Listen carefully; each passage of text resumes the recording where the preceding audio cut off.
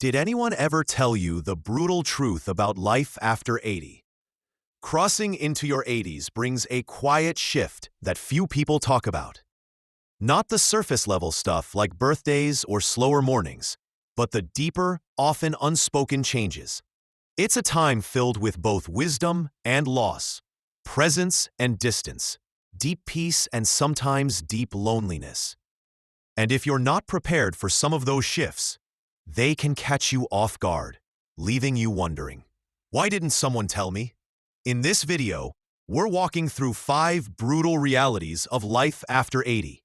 Not to scare you, not to depress you, but to offer clarity. Because when you see these things coming, you're no longer at their mercy. You can prepare for them, and you can meet them with strength instead of surprise. We'll talk about the shrinking circles, the body that doesn't bounce back the way it used to, the creeping dependence that feels uncomfortable even when it's necessary, the quiet ways society starts to overlook you, and that strange ache that shows up when old regrets meet too much time and too little purpose.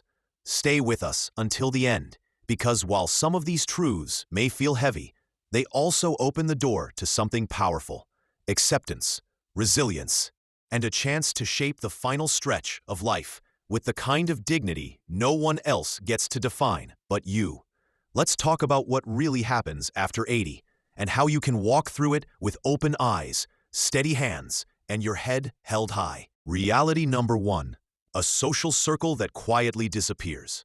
One of the first realities that hits after 80 isn't physical, it's relational. The people who once filled your world begin to fade, often without warning. Friends pass, neighbors move, siblings grow quiet. Even longtime companions who once called every week start calling every few months. It's not personal, it's just time. But it leaves a space that can feel hollow. No matter how strong or independent you are, you wake up one morning and realize the phone doesn't ring like it used to. The invitations slow down. The family visits grow shorter, more rushed. People still love you, but they're busy or distracted or dealing with their own aging in different ways. And slowly, the everyday interactions that once kept your life rich with voices and laughter start thinning out. This isn't something anyone prepares you for. In your 60s and even 70s, most people are still around. There's energy, movement, check-ins. But after 80, there's a shift. You begin to outlive people. You begin to outpace conversations. And that shift is quiet. So quiet that at first, you might not even notice it's happened. I knew a man named Harold, 84, who used to go to the same coffee shop every morning for years. The staff knew his order. His friends met him there without texting first. It was a rhythm. But over time, those friends stopped coming. Some passed, some moved, and others just stopped driving. One day, Harold told me, "It's strange to walk into a place where everyone used to know your name, and now you're just the man in the corner booth." The pain of that kind of loneliness isn't always loud. It doesn't always come with tears or visible grief. Sometimes, it's just a long silence after dinner or a walk that feels a little too quiet. It's realizing that the list of people who really know you is getting shorter, and you can't stop it. But knowing this reality means you can do something about it. You can open new doors even when others have closed. You can stay connected on your terms, whether through a church group, a weekly lunch, a phone call you initiate, or even a letter. Because after 80, connection doesn't come to you the way it once did. You have to go get it, and that takes courage. But you've made it this far. You already have that courage in you. Reality number 2: a body that stops bouncing back. By the time you reach 80, your body doesn't whisper, it speaks clearly. The little aches that used to come and go now linger. The fatigue that once passed after a nap might stretch into the next day. And the truth that catches many people off guard is this: after 80, even small health problems can change your life overnight. You might wake up feeling fine, go about your day, and by evening, something feels off. A little dizziness, a sore leg, a cough that sticks around longer than expected. And suddenly, you're sitting in a waiting room, hearing words like monitoring, imaging, or possible admission. What used to be brushed off with rest now demands attention, and often there's no going back to how things were before. What makes this stage so difficult isn't just the physical pain, it's the unpredictability. You can do everything right, eat well, move gently, get your sleep, and still feel like your body is one step ahead of you, making decisions you didn't agree to. A misstep on the stairs can lead to weeks of recovery. A stomach bug can drain you for days. And even when you recover, things don't always return to normal. Your balance might feel off. Your breathing might take more effort. The bounce back isn't what it used to be.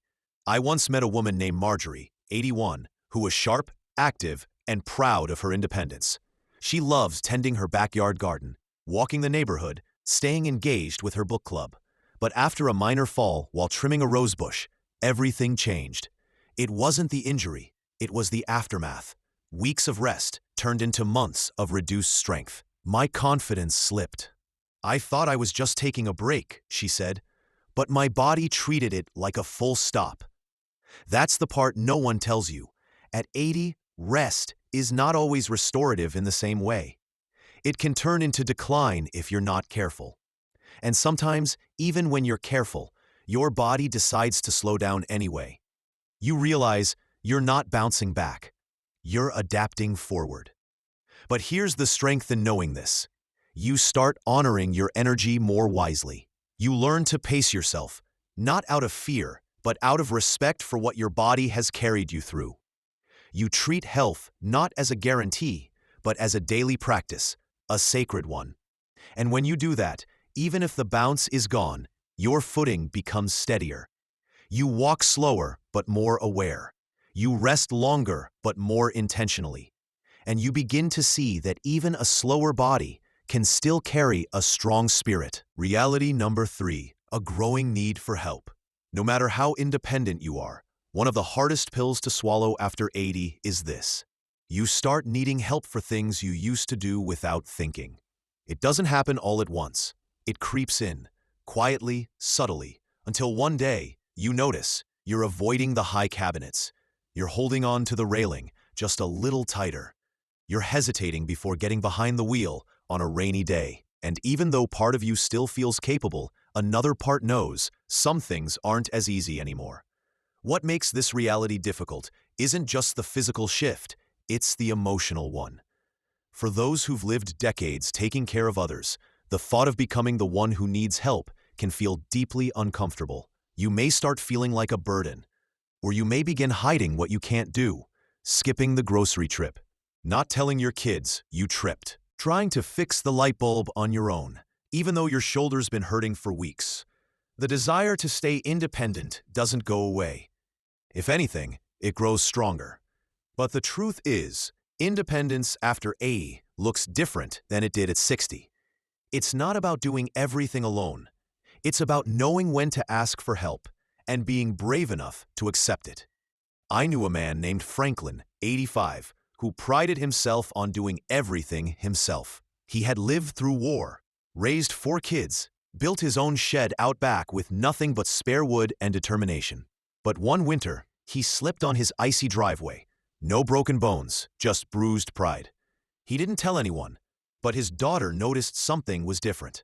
She started showing up once a week to bring groceries and stay for coffee. At first, Franklin resisted. "I'm fine," he'd say. But over time, that coffee became a ritual, and eventually, he admitted something that surprised even him. It's nice not having to carry everything alone. That's the shift. It's not weakness, it's wisdom. Knowing that accepting help isn't a loss of independence, it's a way of protecting it. Because when you allow someone to help you climb the stairs, drive you to the doctor, or carry that heavy bag, you're actually giving yourself more years of doing what matters most. And not all help has to come from people. It can be a grab bar in the shower, a stool in the kitchen, a reminder on the fridge.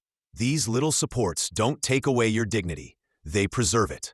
After 80, the bravest thing you can say might just be, "I could use a hand." Because the older you get, the more strength you show by choosing safety over pride, peace over struggle, and connection over isolation. Reality number 4. A presence the world starts to overlook. One of the more painful realities of life after 80 isn't about your body or your memory.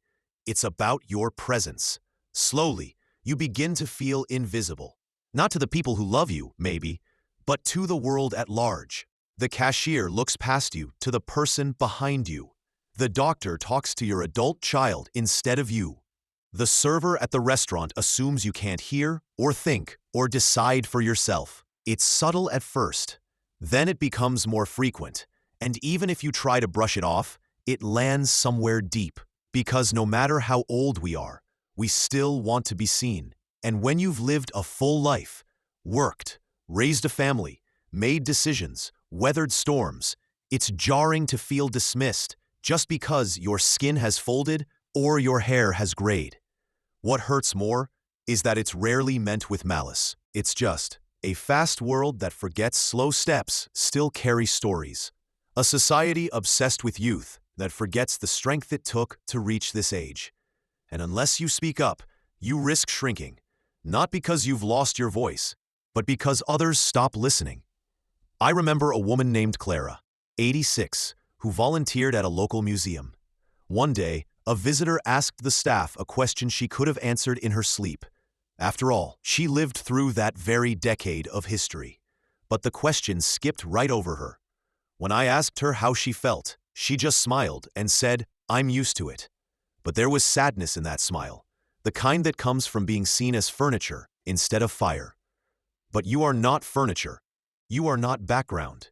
You are still here, still thinking, still contributing. And just because the world sometimes forgets that, doesn't mean you have to. So what can you do? You speak anyway. You ask the questions. You offer the opinions. You vote. You share your stories, even when no one asks. You stand up, even if your knees wobble.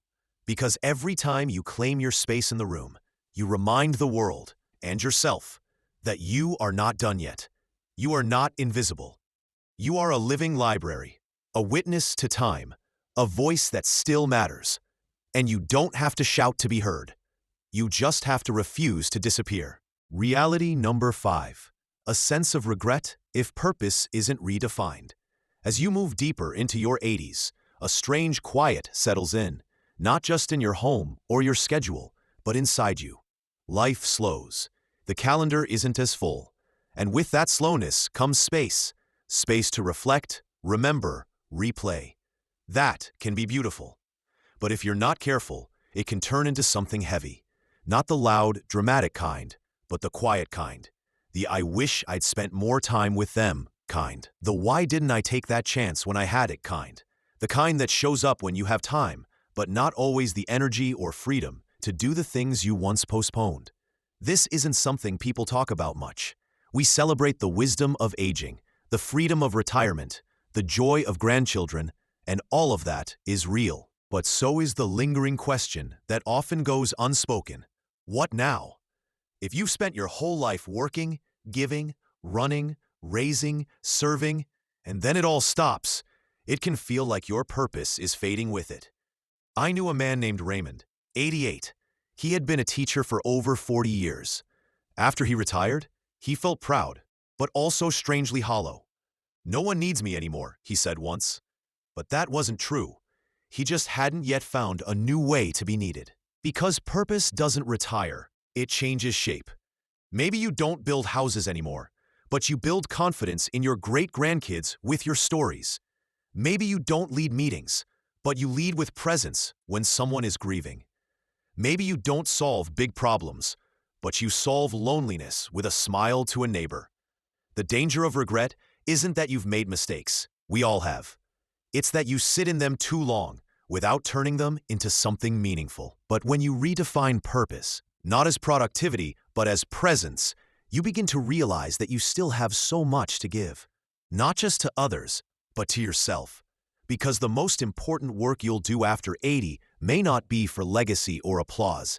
It may be this: waking up with kindness in your heart, curiosity in your eyes, and enough courage to ask, "How can I bring light today, even if just a little?" That's not regret. That's redemption. And it's never too late to find it. But when you redefine purpose, not as productivity, but as presence, you begin to realize that you still have so much to give, not just to others, but to yourself. Because the most important work you'll do after 80 may not be for legacy or applause. It may be this: waking up with kindness in your heart, curiosity in your eyes, and enough courage to ask, how can I bring light today, even if just a little? That's not regret. That's redemption. And it's never too late to find it.